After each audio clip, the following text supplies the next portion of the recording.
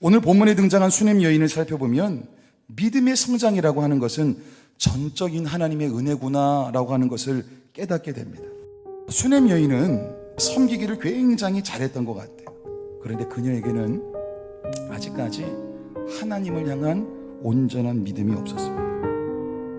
오랫동안 그 여인에겐 자녀가 없었어요. 그 가정에 자녀가 없었다고요. 엘리사가 하나님의 감동을 주셔서 그 감동대로 네가 아들을 낳을 것이다, 축복의 약속을 선포했는데 그녀가 이렇게 반응합니다. 저를 속이지 마십시오. 합리적으로 생각하고 또 생각해봐도 자녀를 낳는다라고 하는 것은 말이 되지 않았기 때문에 그래요. 사랑하는 여러분, 가능성이 희박한 상황에서도 가능하게 만드시는 분이 우리 전능하신 하나님인 줄 믿습니다.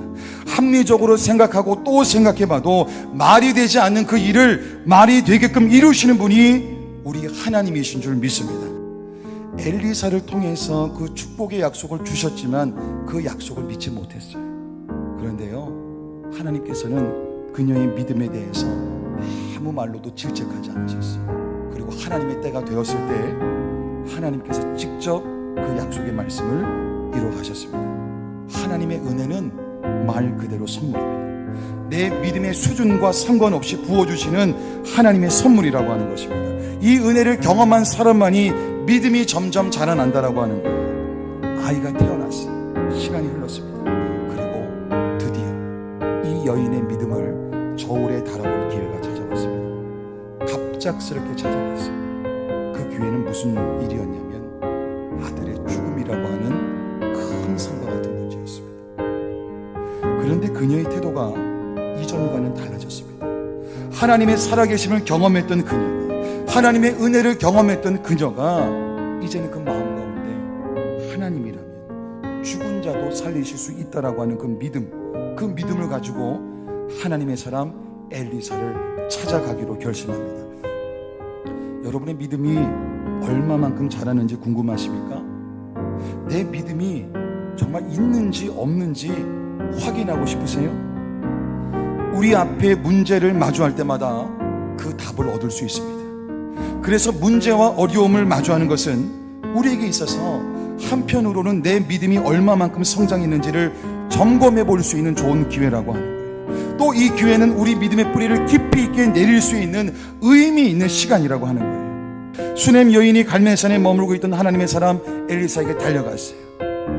그리고 수넴 여인은 아들이 죽고 나서 토로하고 싶었던 그 이야기, 속이 터질 것 같았던 그 이야기를 하나님의 사람에게 울부짖으며 꺼내놓습니다. 그녀는 남편에게 먼저 속마음을 이야기할 수 있었어요. 아들이 죽을 때 남편이 옆에 있었으니까. 갈멜산에 오면서도 자기 속마음을 자기 사원에게 이야기할 수도 있었어요. 그런데 그녀는 하나님의 사람을 만날 때까지 슬픔으로 터질 것 같은 이 마음을 움켜쥐고 있었더라고요. 그리고 하나님의 사람을 만났을 때, 하나님 앞에 섰을 때 그 모든 것을 쏟아놓습니다. 하나님 앞에 터질 것 같은 이 속마음을 남김없이 꺼내놓으시라고 하는 거예요. 하나님 앞에서 마음껏 우시라고 하는 거예요. 더 이상 고민만 하고 있지 마시라고 하는 거예요. 더 이상 생각만 하고 있지 마시라고 하는 거예요. 고민만 하는 것도 좋고 생각만 하는 것도 좋지만 제발 하나님 앞에 엎드리시면 좋겠습니다. 수넴 여인은 하나님의 사람 엘리사가 자신과 함께 움직일 때까지 떠나지 않겠다라고 하는 결심을 내비칩니다. 수넴 여인의 간절함은 결국 하나님의 사람 엘리사의 걸음을 움직이게 만들었습니다. 하나님의 마음을 움직였다라고 하는 거예요. 우리는 모두 하나님의 은혜를 맛본 사람들입니다. 그 은혜 속에서 믿음이 자라왔던 사람들이에요. 여러분, 눈앞에 있는 큰 산과 같은 문제 앞에서 무너지지 마십시오. 주저앉을 때는 있을지언정 무너지지 마십시오. 그 문제 앞에서도 담대하게 하나님이 주실 절대적인 평강을 누릴 줄 믿고 샬롬이라고 선포하실 수 있기를 축복합니다. 살아계신 하나님께서 우리 기도에 응답해 주실 것입니다. 요동하지 않고 끝까지 간절히 메어 달릴 수 있는 저와 여러분이 되기를 소망합니다.